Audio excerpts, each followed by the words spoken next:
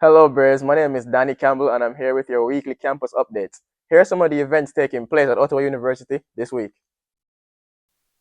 Firstly, on Tuesday, March 10th at 7 p.m., the men's volleyball team will face Kansas Wesleyan in a conference matchup. Come out and support your Braves. Next, on Wednesday, March 11th at 1 p.m., Braves baseball will face Central Christian College of Kansas. Later that day, at 5 p.m., there will be a resume builder and finishing school workshop at the Martin Meditation Chapel. This event is designed for students looking for local employment and to overall improve their resume. Also on Wednesday at 6:30 p.m., the Writing Center and the Creative Writing Club will be hosting an open mic night at the Ettrick Bistro where students can come out and perform poems and other creative writing pieces. Make sure to come out and support your peers. And moving on to Thursday, March 12th at 11 a.m., both women's and men's tennis team will be facing the University of St. Mary's at home. And finally, on Saturday, March 14th, from 12 p.m. to 2 p.m., students are invited to the Pepper Pickers Pizza Party at Martin Meditation Chapel. That's all for this week, folks. Make sure to come out, get involved, and most importantly, support your Braves. I'll leave you with this week's Chapel broadcast with Chaplain John.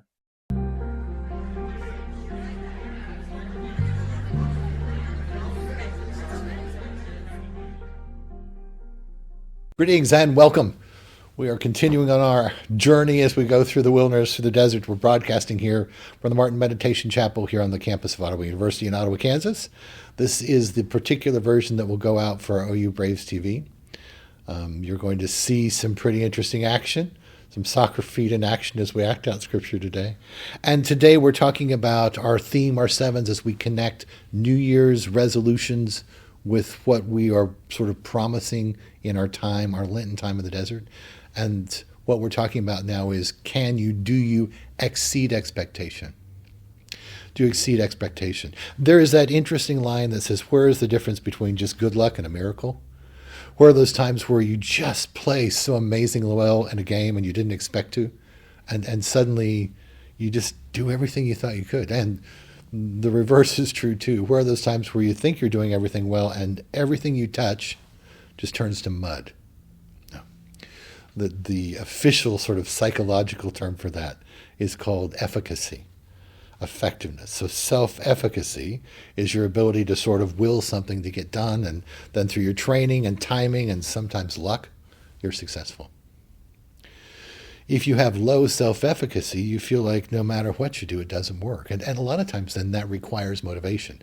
Common motivation for people that declare themselves Christian is following the path of Jesus, doing what Jesus would do as a motivator. And that includes when he deals with tough things. The whole concept of us being out in this desert right now is because that's what Jesus did. In fact, when he was there, he was actually tempted by the devil to take shortcuts. So as we talk about those things we're trying to sort of determine there, the question in exceeding expectations is, do you do more than people around you think you can do? Do you just settle for what people around you expect you to do? That's a real personal thing. Now, that's not the question that says, do you do as much as God expects you to do? We talked about that. That's the difference between fate and destiny. Fickle finger of fate says that you just sort of do what you think you can control. Destiny is your ability to do what God needs you to do. That's a big leap. That's a big leap. That could certainly get you over your skis, get you in a place where it's more difficult. Those are the kind of expectations that in God's kingdom, sort of the classes of people that are the fabric, the fiber that holds things together. And not always expectations that are easy to do. Because no matter how effective you think you are, it relies on other people's response. It doesn't matter what you do. It's how people react to it that really says whether or not you can change the world. And not everybody's on the same page. If they were, we would all be in accordance to God's plan. So let's spend our time here in the desert. It's great to have you. Greetings and blessings. As we continue our Lenten journey, we assemble, grateful for another chance to join together for reflection, sharing, and shared time of desert examination.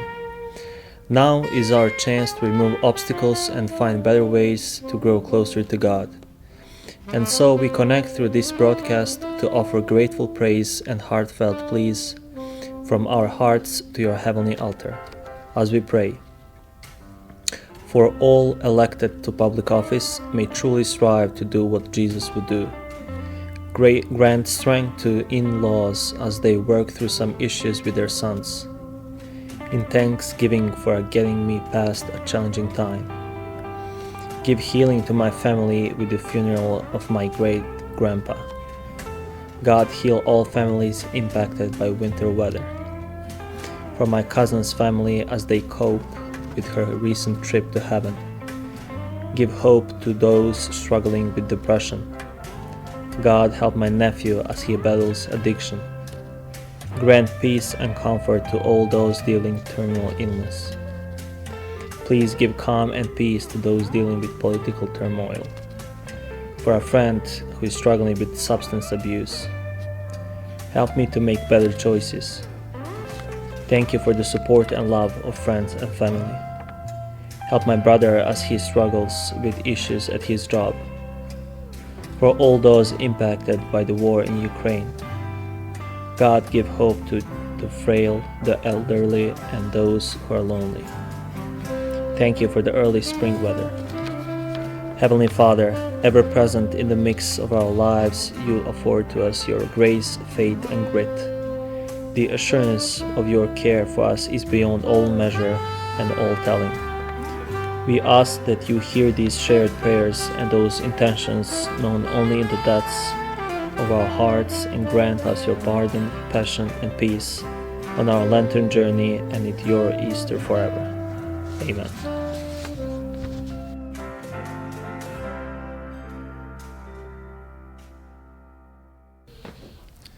This reading is taken from Psalms 40, verses 1 to 4. I waited patiently for the Lord. He turned to me and heard my cry. He lifted me out of the slimy pit, out of the mud and mire. He set my feet on a rock and gave me a firm place to stand. He put a new song in my mouth, a hymn of praise to our God. Many will see and fear the Lord and put their trust in him. Blessed is the one who trusts the Lord, who does not look to the proud, to those who turn aside to false gods. Here ends the reading.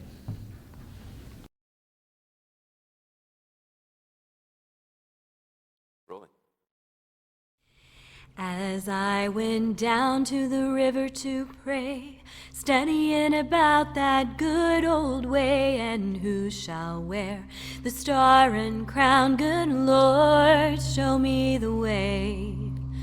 Oh, sisters, let's go down, come on down. Oh, sisters, let's go down, down in the river to pray.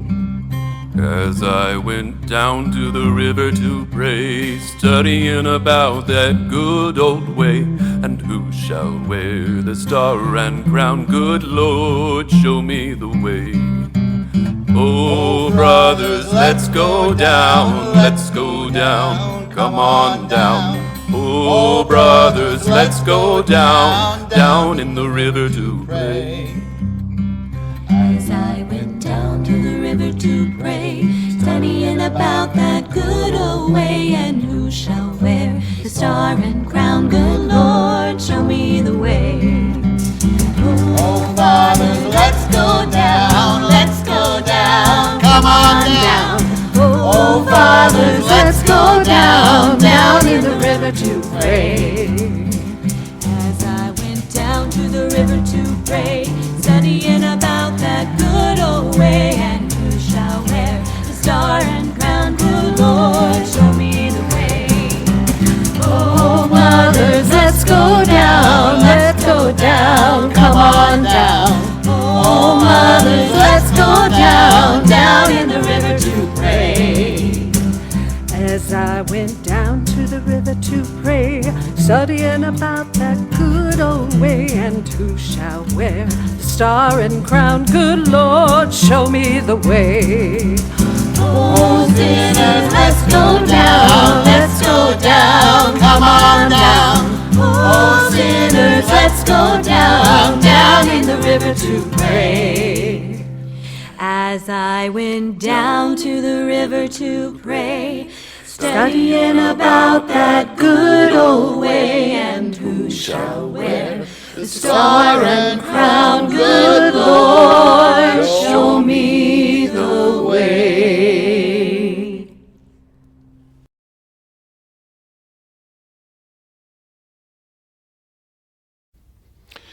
So in our last broadcast, we talked about being worthy of trust.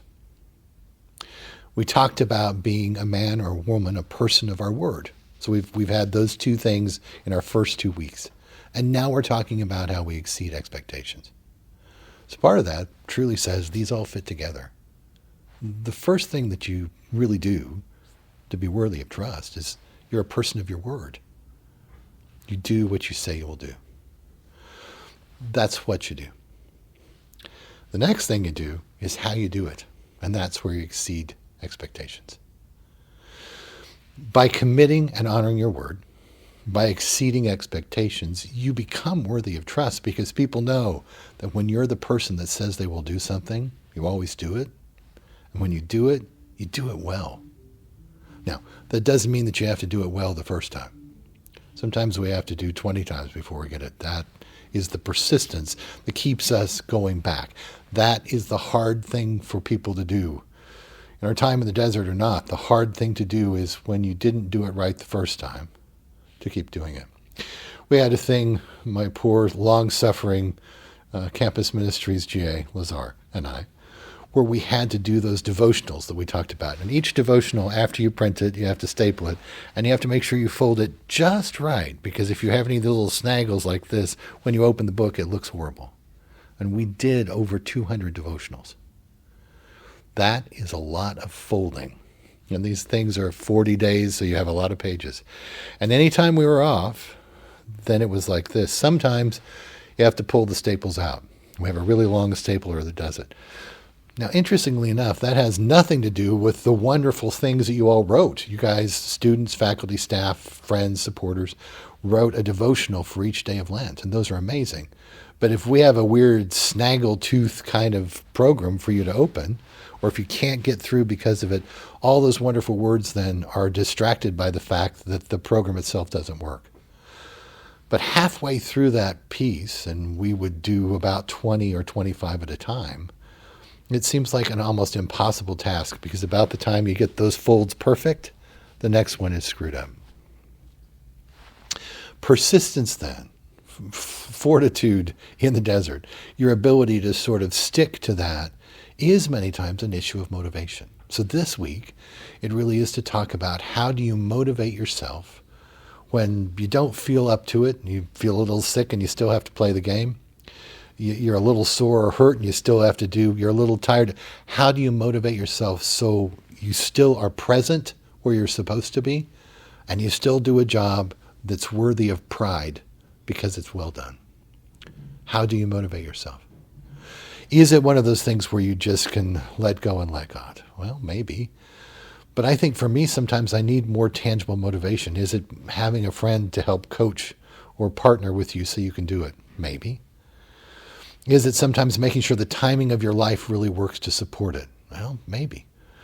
So ponder that in the desert, those maybes. What are the ways that set you up for success to do your part in God's plan? And if you do that, then you really are a person who's worthy of trust and who exceeds expectations. And certainly, you're a person of your word. Let's close in prayer.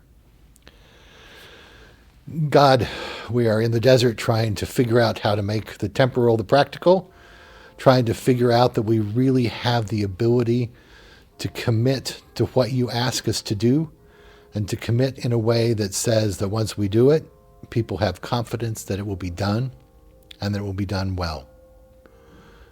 That's a pretty tall order for us humans living in the world of today. So help us as we're in the desert. Help us as the bell tolls on our time. We only have a couple weeks left to make sure that we really emerge from this wilderness time more committed, not only to what you call us to do, but to our ability to make a real tangible difference in a world that's really hurting right now, that needs role models and people to prove, that needs heroes to cheer for.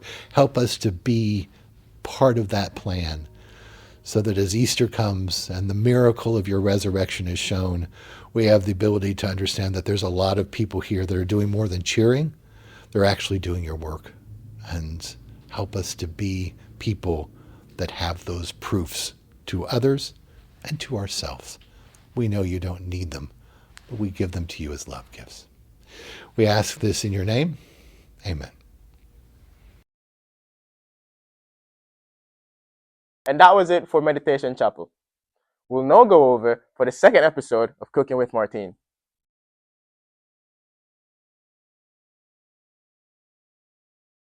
Hello everybody, welcome to the second episode of Cooking with Martine. I hope you love the first one. So tonight we're gonna cook some pasta because we got a lot of kinds of spaghetti sauce. Here we got the pasta and you're gonna love it. Welcome again. Now we're here in the house and we're ready to cook some pasta. Tonight we're gonna do linguine. To add it with the spaghetti sauce, we wanted some protein, so we also got sausage to put in the pasta. Once the water is boiling, you add some salt. You do it this way because if you put the salt first, it will last longer to boil. Now, once the salt is here, you mix until you dissolve it, and then you will add the pasta.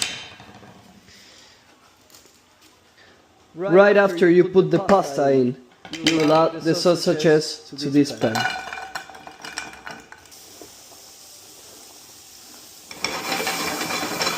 And you pour the tomato sauce inside.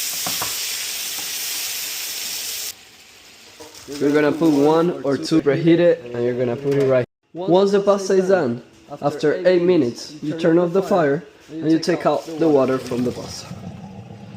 Pasta inside here.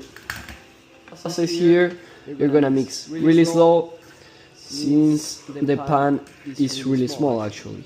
Pasta is ready, you're gonna grab a spoon and you're gonna curl the pasta to grab a shape. And you're gonna put it here. You're gonna put it here.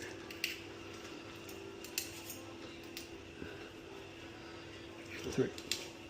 Perfect. I'm gonna grab some sausages and put them on the top. And here you go. The plate from the food bank. Shout out to Martine for that really good recipe. Well, there you have it, Braves. That's everything taking place this week on your campus. I'll see you guys next week.